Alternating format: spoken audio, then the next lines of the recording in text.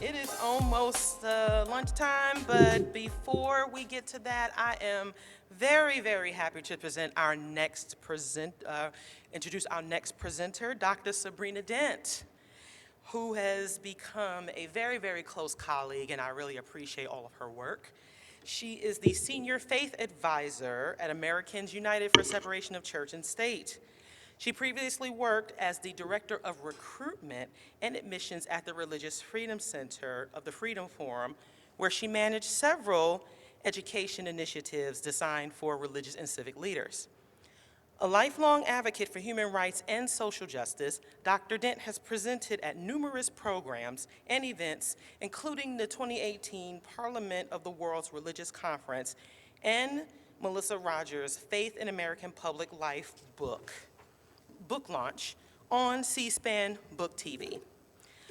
Her most recent articles, The Two Big G's, God and Government, and Falwell's latest outburst, underscores the moral imperative of religious freedom, speaks to the critical importance of addressing state-church issues while acknowledging the historical challenge of religion and religious freedom.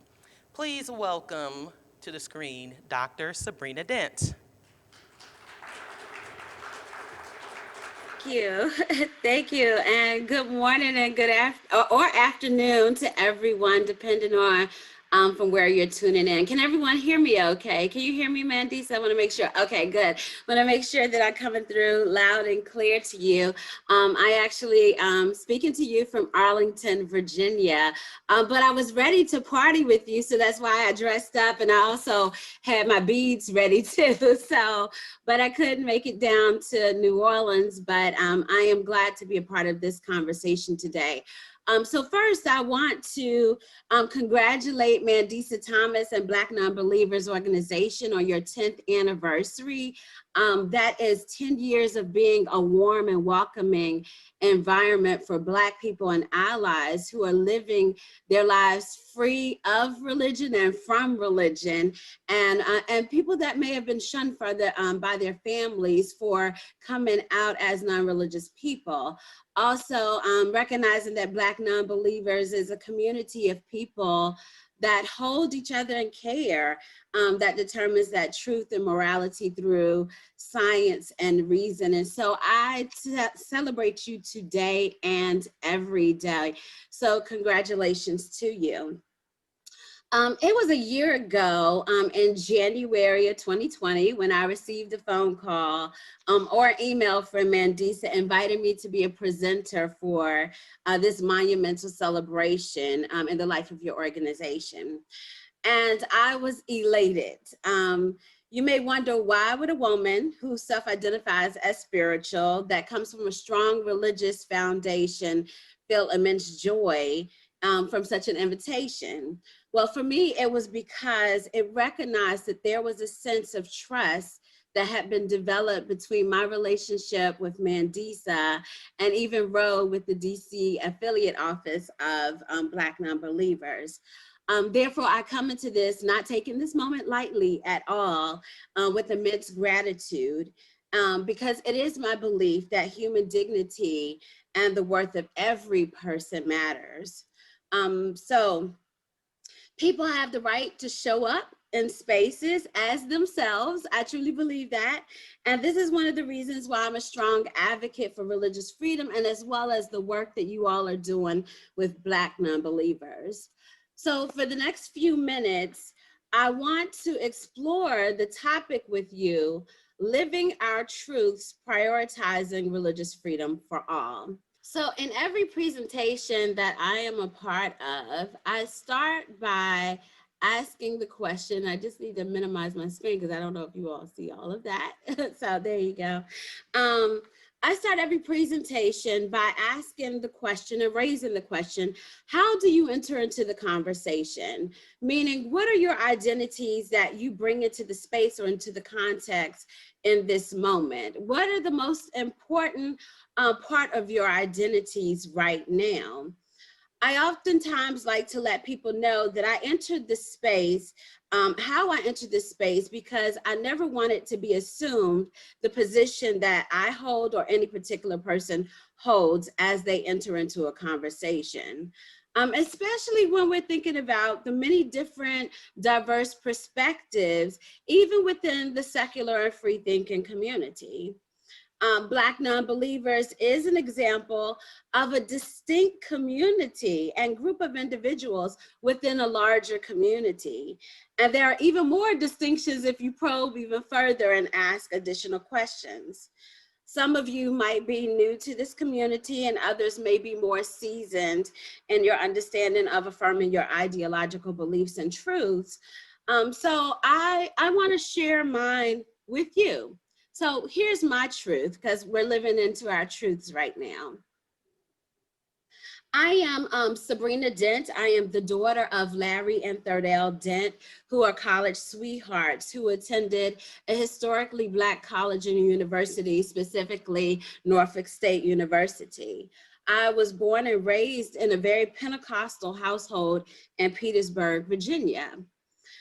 As you can see from the slide, I provide some demographics and information about my hometown of Petersburg, which is a predominantly African-American city with a population in 2019, according to the Census Bureau, there were only 31,346 people living in Petersburg.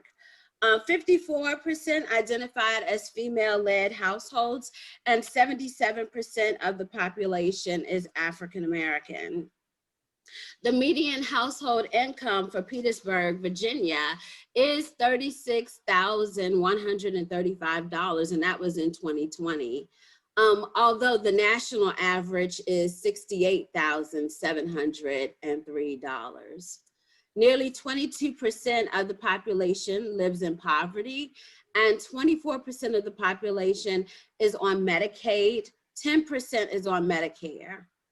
81% of the households have a computer, and 69% have access to the internet. So that means that some that have computers don't have access to the internet.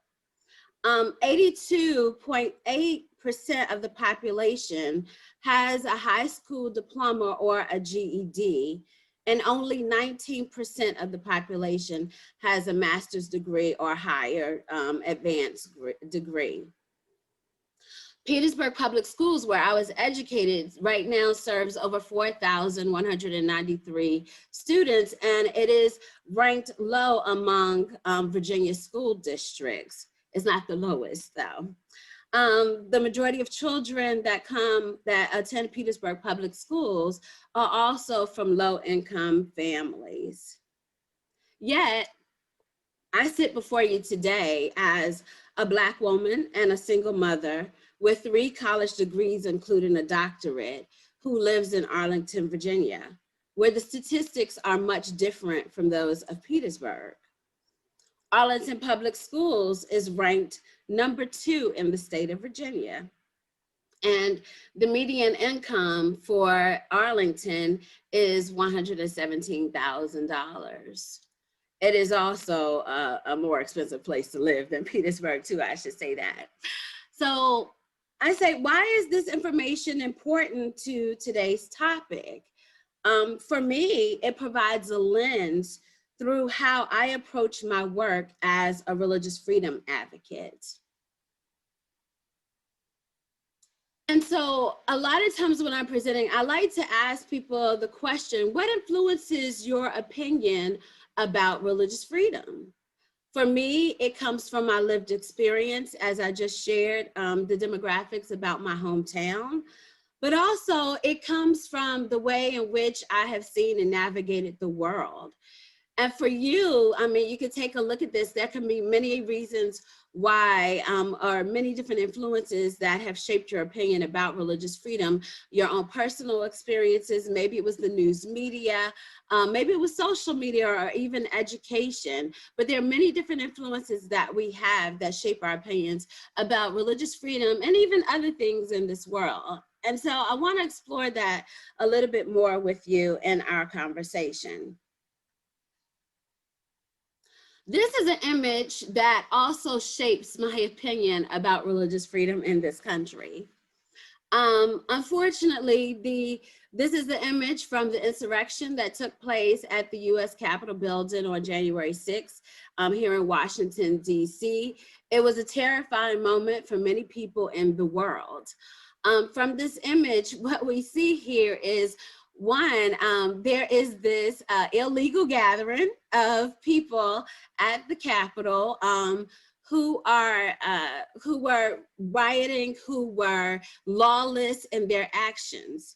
But what I also see is, I see an image that displays a level of Christian nationalism, also white privilege, and even other privileges that many people in this country, many of us on this that are attending this event, cannot proclaim. So you see in the image, there is in the middle of that, there is this cross, which for me, I actually tweeted out on social media that for me, the images that I saw down at the Capitol were basically steeped in white supremacy, racism, bigotry, and this is all, these are all values that are held by those that uphold white Christian nationalism.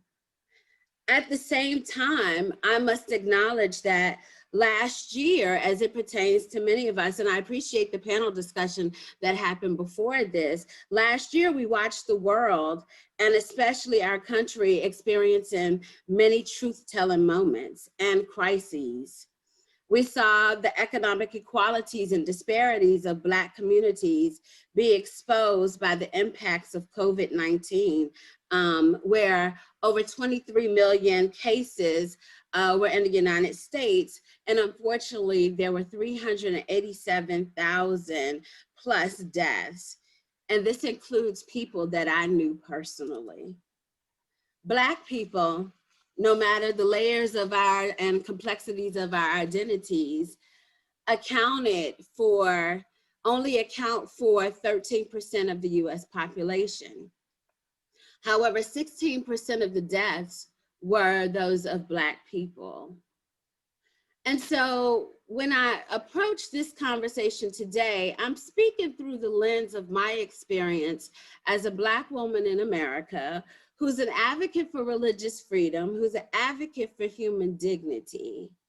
And so I want to invite us to look further into this conversation by raising up one particular scholar, which is no stranger to this community. And so William Edgar Burkhardt Du Bois, we know him as an African-American free thinker, sociologist, teacher, advocate for education, and he's an activist. He was also the founder of the National Association for the Advancement of Colored People, we know as the NAACP. He was an editor of Crisis Magazine, and he made many contributions to society. One of which was his book, The Souls of Black Folk, which in a recent book that I wrote with some of my fellow scholars and colleagues on a project that I managed called African Americans and Religious Freedom, specifically looking at African American perspectives on religious freedom, and I will show you the book for the sake of those that would like to see that. That I started in the essay by quoting Du Bois and these now famous words. He said this history of the American Negro is the history of strife, this longing to attain self-consciousness, manhood, to merge his double self into a better or truer self. In his merging, he wishes neither of the older selves to be lost. He would not Africanize America, for America has much to teach the world in Africa. He would not bleach his Negro soul in the flood of white Americanism, for he knows that Negro blood has a message for the world. He simply wishes to make it possible for a man to be both Negro and American without being cursed and spit upon by his fellows, without having the doors of opportunity closed roughly in his face. The reason why I raised that particular passage, because it speaks to the double consciousness in which many of us have to navigate in society because of our racial identity, and even many times because of our religious identities that are not often accepted by the mainstream narrative. And so in this essay, along with my soror, I'm a member of Delta Sigma Theta Sorority Incorporated, and my friend Keisha Patrick, we raised many concerns about even the SCOTUS case Trump versus Pennsylvania, and how it had implications for affordable and reproductive health care. And so I will talk about that a little bit more as I move forward in this presentation. So I raised the question, how can we prioritize religious freedom for all? One of the ways in which I could see us doing so is that, one, we have to see ourselves in the narrative. We also have to acknowledge religious freedom issues in history. We can't just look at it as isolated incidents, but we have to really look at the many different nuances and situations that impact people of color in this country, whether they're religious or non-religious, which means we need to have a deeper understanding about religious and non-religious identities. And we have to be committed to protecting the First Amendment for all people, which requires that we reimagine our advocacy and our engagement on this topic. The image that you see in this photo was from an event that we hosted at the Religious Freedom Center in June of 2019, where we convened, as you can see, African-American thought leaders and scholars. And you see Mandisa Thomas was one of our featured panelists for that intense program that we had. It was a day-long symposium, raising many different questions about religious freedom from the perspectives of African Americans and even from history. So you see, Tisa Winger is one of the people that is featured in this book, and she wrote this powerful book called Religious Freedom, The Contested History of an American Ideal, which talked about the challenges that many Black communities face in terms of their identities and being identified as racial and religious minorities in this country.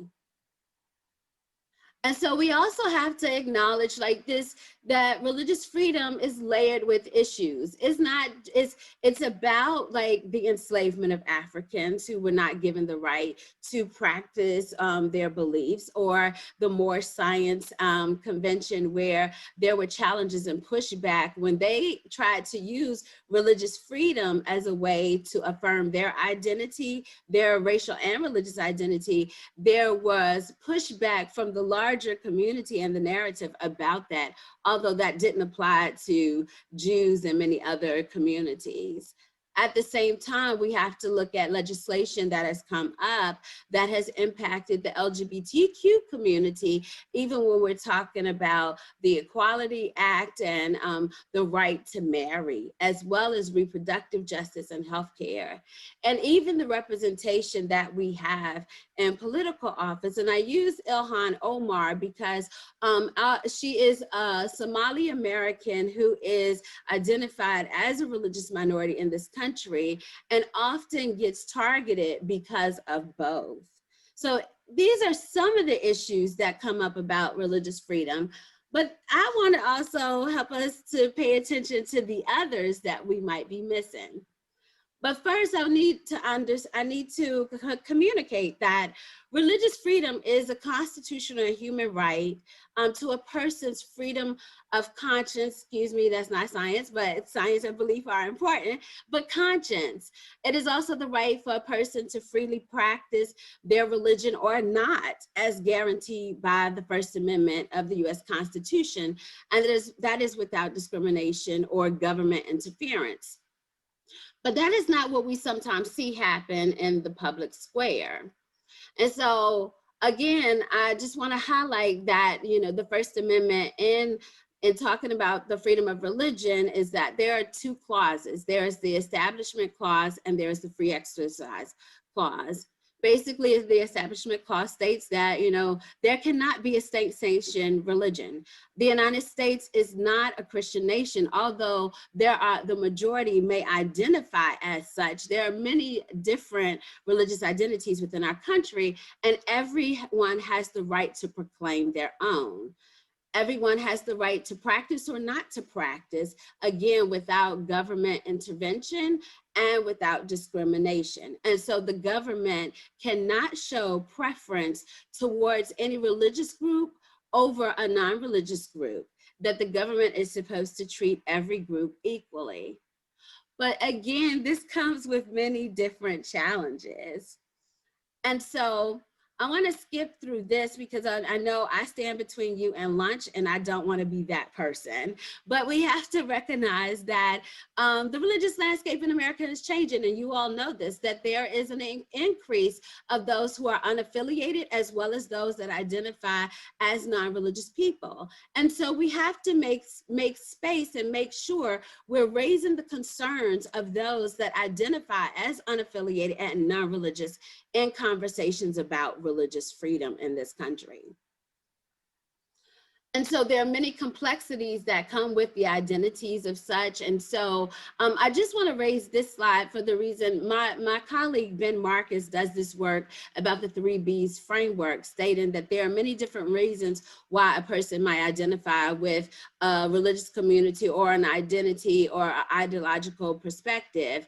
And so for some people, it's about the beliefs. For others, it's about the behaviors of that community or the practices. For others, it may be about belonging. So it's how I have heard many stories of people who identify as non-religious have attended some religious communities because they're affirming and inclusive, whereas other communities they have been a part of have not been. And so there's not this sense or need to convert someone to take on the belief systems of the community, but to really show up as their selves, fully present in the conversation and in the spaces.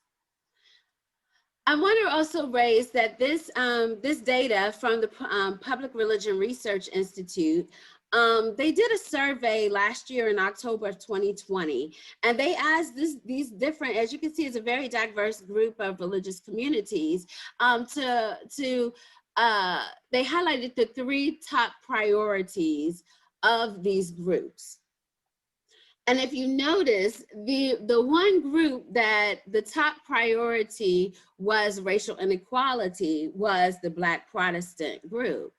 So it raised for me many concerns about the issues that impact racial and religious minorities in this country. When you look at last year, the majority of the nation and around the world were shouting out Black Lives Matter. And so I raised the question, how much do Black lives matter when it comes to matters of religious freedom and church-state separation?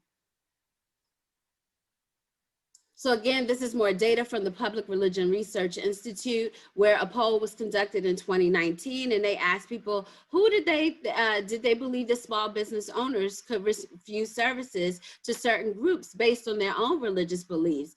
And of course, as you can see here, the numbers show that there was an increase in the way people were thinking. So they felt like that small business owners could discriminate against people that identified as gay, lesbian, or transgender, as well as atheists, Muslims, Jews, and even African Americans. So I show this data to show you, as we see in the public square, right, the state of where we are and what people are thinking in America. But we have to realize, I'm a huge advocate, like I said at the beginning, for religious freedom and education. And so this slide here shows how, unfortunately, there are many states that have mandated school districts to put up signs that state "In God We Trust," which is a violation of the First Amendment and church-state separation. Again, that in public spaces, especially government spaces, that there should be no preference towards religion. And so what does it mean when we're seeing this in public schools? What is the impact on children and communities? But even more so, What does it look like when it shows up in reproductive health care issues? So religious freedom and religion should never be used as a tool or a weapon to cause harm to any particular group. However, we know that the data shows that the experiences of Black women in America as it pertains to reproductive health, that we have the highest rate of maternal mortality. We also have the highest rate of infant mortality. We also find that there are many different challenges that come with having access to adequate health care. And so these are issues that need to be raised in the larger narrative about religious freedom in America. So for me and the work that I do, although I do it through the vein of Americans United, which is an organization that was founded to protect religious freedom for all, and it was founded by religious leaders, but right now it is mostly sustained by the support of non-religious individuals. And we are in relationship with religious communities. Part of my job is faith organizing and outreach, and I do that. And one of the ways in which this happened was in the many different cases that have come up, I show up in a space where sometimes I have to reach out to religious communities to affirm, to have them to speak up to say that religion should not be used as a weapon or a tool to cause harm to others. So I just wanted to raise three particular cases where church-state issues have impact on people of color and people that come from different religious identities. One was the case of Dunn versus Ray in 2019. This is the case with Dominic Ray. He was a Muslim American, a Black Muslim American who was on death row, who who requested the presence of his imam for his last rites of passage. And this was a case that went before the Supreme Court. And so because it went before the Supreme Court, there was a stay of execution. But basically what came down is that he made the request too late and they lifted the stay of execution. However, the challenge with that is that he was not offered the opportunity to have his religious leader present. They offered him a Christian chaplain. And so I raise this because I want to show that there are cases in which incarcerated individuals have not been able to still have their rights to religious freedom protected. There is also a case that is coming up about Mr. Mark Janey, who is an individual who was incarcerated and on probation. And part of his probation was that he had to go to a living facility, which was a Christian managed, it was a faith-based organization that was going to house him. And part of the requirements of his probation was for him to attend the Bible school, the Bible study. And so he did the first time, but again, it was a violation of his religious freedom. There were, and I'm not an attorney, but I'm just stating some of the facts of the case that this came up. And he presented this information to his probation officer. He did not hide or conceal his identity. And so in my job, one of the things that we were asked to do, we were in partnership with Muslim advocates, is that we reached out to religious communities presenting this case on the behalf of a non-religious person to say that his rights should still be protected. And so it's a case that would be heard this year, but also the case of Trump versus Pennsylvania is a case that has huge implications for reproductive rights and women's health and abortion access, and which again disproportionately impacts women of color. And then we also have the Espinoza versus Montana Department of Revenue, which is a case about taxpayer funds then supporting private religious education. And so if there is a separation of church and state, we know that taxpayer money, public funds should not go to private religious education, that those funds should be dedicated to public schools. So how do we prioritize, religious freedom for all? for me, we prioritize it by centering people of color in the narrative that are experienced by, that are impacted by these experiences and these issues. So some of the things that I've done in my work is, one, in July of last year, I wrote an op-ed talking about religious freedom, the religious freedom dilemma, talking about how politics are a threat to reproductive justice. There are some organizations that will do work and say they champion religious freedom, but they don't necessarily realize the implications for other communities. At the same time, I thought it was important for us to talk about the impact of Christian nationalism and what role that plays for many communities, religious and non-religious communities, and also thinking about the Do No Harm Act and how this is a piece of legislation that was introduced by the then Senator Kamala Harris, who will now be Vice President-elect Harris, again, affirming that religious freedom should be a shield to protect and not a sword to cause harm. And the last thing I want to raise, which is very important, and this goes back to why I said how I enter into the conversation, is talking about public funds. Like, one of the things that we know that last year Betsy DeVos really tried to push private school vouchers. And we need to remember that private school vouchers were created in the 50s and 60s to defy segregation orders. People created private schools because they did not want their Black children to be in school with their white children. And so private school vouchers do not provide the same civil right protections or federal protections for students that might have IEPs. It also enables discrimination in many ways based on one's religious identity, and whether they're LGBTQ, disability. So there are lots of challenges with that. And so we proclaim that that public funds should go towards public schools, which serves everyone, no matter what their identities are. And so the last thing I want to say is, because I know that Q&A is coming up, is that Americans United was very intentional in doing this work last year. We put out a report about the PPP, the Paycheck Protection Program, and talking about COVID relief funds. And what we found is that Congress had given private, religious, and secular schools a total of $2.67 to $6.4 billion of taxpayer money went to public schools. And so I encourage you to look at the report.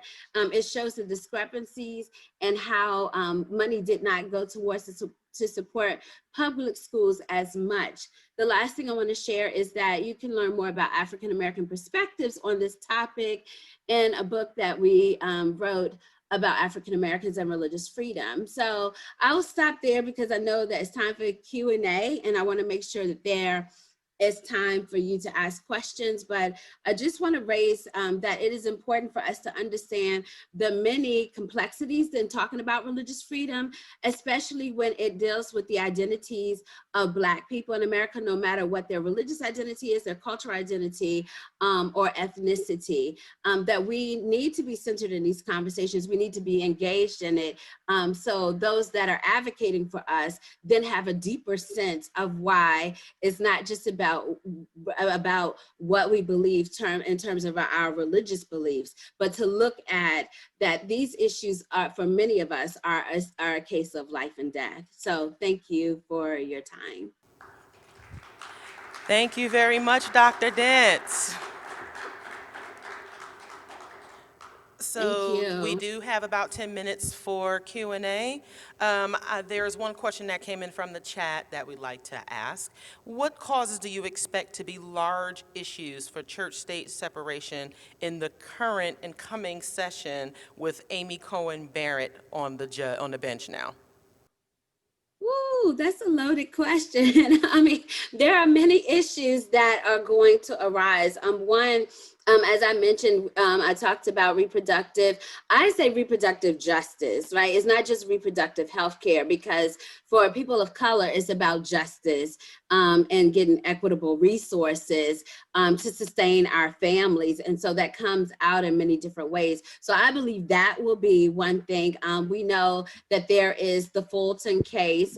Fulton versus the city of Pennsylvania was a case that came up before that went up before the Supreme Court. And again, we're talking about that has huge implications for adoption rights, and also who has the right to adopt. And so there are many layers of situations that can come up. But I also think that what we should not negate in this conversation is that about Christian nationalism, right? We cannot overlook the fact that the larger narrative that has been put out, unfortunately, in the last 4 years by the current administration has given, flamed the fires of those that identify with a particular religious identity, especially white evangelicals that have been central into this narrative about Christian nationalism. And so when I'm saying Christian nationalism, I'm speaking to the reality that for some people, they believe that what it means to be American means that you have to affirm Christian beliefs or ideas. And that is not the case. It does not mean that you have to do so.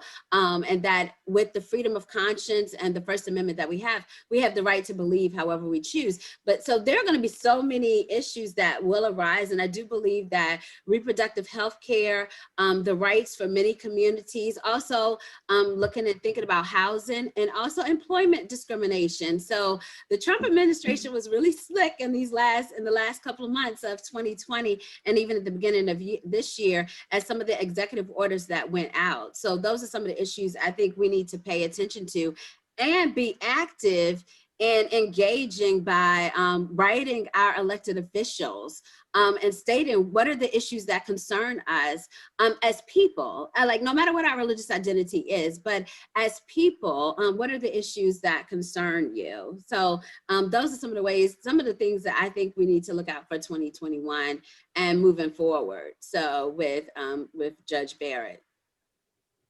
Hi, Dr. Dent. This is Bria. We had to switch. Hello. Nice to meet you.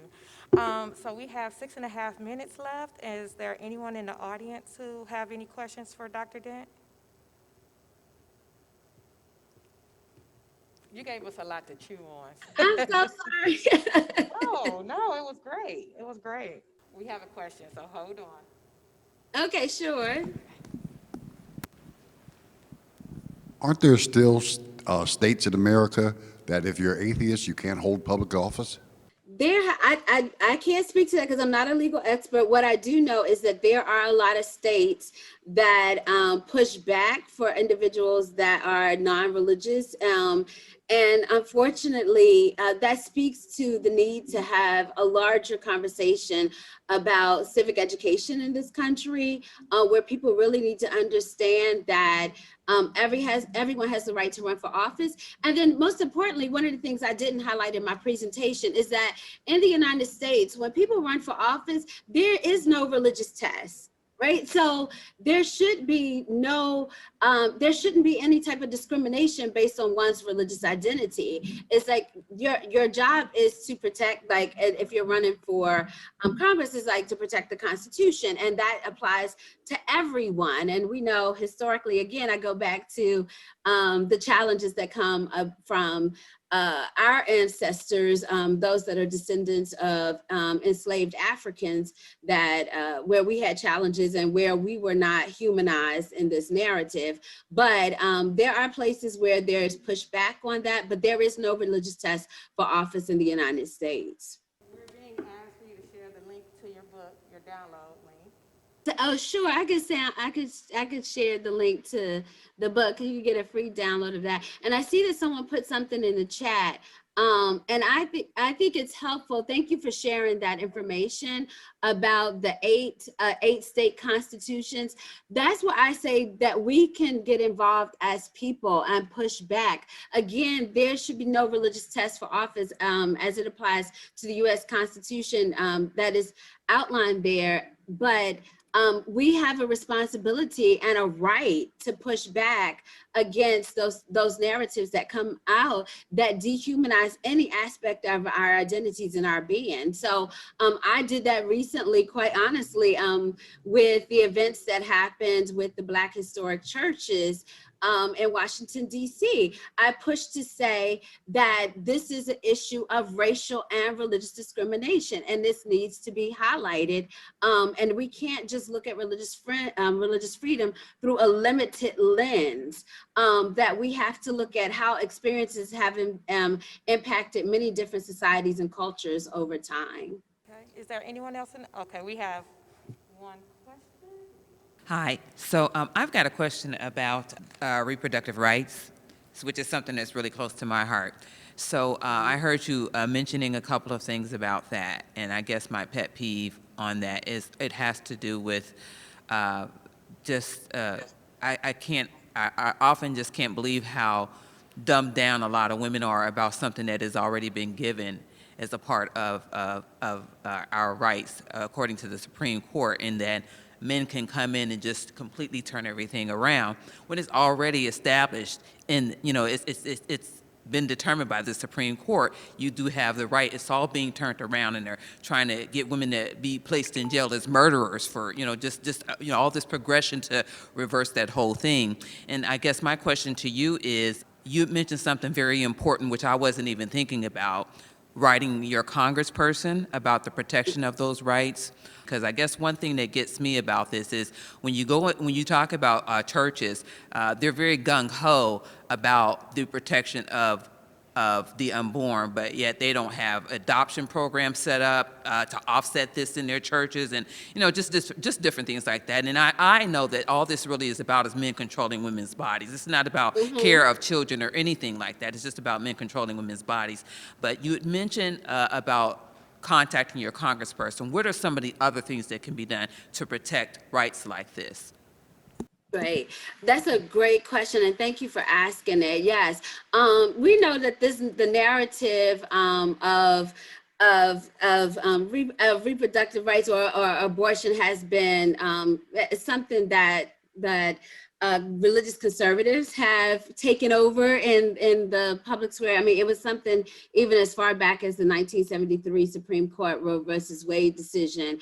I would say to this is that, one, we have to continue to disrupt the narrative, right? When you see op-eds that are written about abortion rights or reproductive justice or reproductive health care, and it doesn't center the experiences of our people in this conversation, then that's when we need to speak up and provide a different narrative. So whether that looks like an op-ed in your newspaper or putting information out there, or even, I'm sorry. 30 seconds.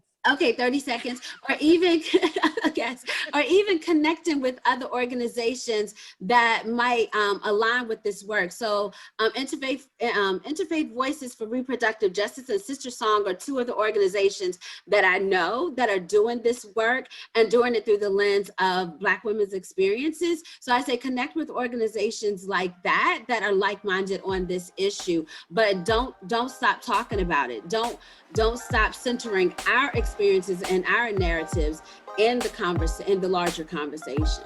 All right, let's give Dr. Dent a hand, everybody. Thank you so much.